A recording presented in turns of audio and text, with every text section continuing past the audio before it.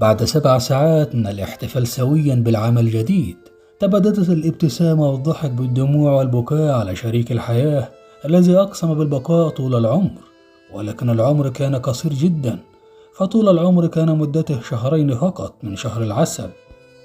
لقد رحل الزوج محمد عبد اللطيف وترك عروسته بعد شهرين فقط من الزواج، لتخلع العروس الجديد مريم جودة الثوب الأبيض وترتدي الثوب الأسود حدادا على زوجها. وكانت البلوجر الذي يتابعها أكثر من 73 ألف متابع على صفحتها على مواقع التواصل الاجتماعي فيسبوك، وتعمل في مجال التمثيل والموضة، نشرت صورة ليلة أمس من احتفالها مع زوجها. وكانت بعض التعليقات على وفاة الزوج الشاب تؤكد أن الحسد وراءها. الحسد ممكن يدخلك القبر، صدقت يا رسول الله. وقال آخر: العين حق والحسد حق والموت حق، وإن لله وإن إليه راجعون.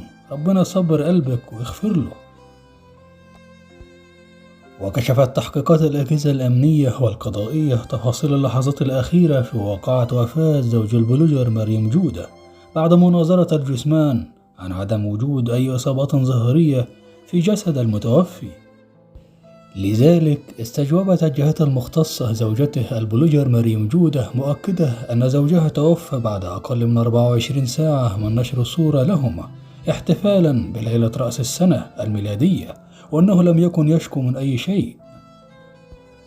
انتظروني في حلقة قادمة وإلى لقاء آخر إن شاء الله.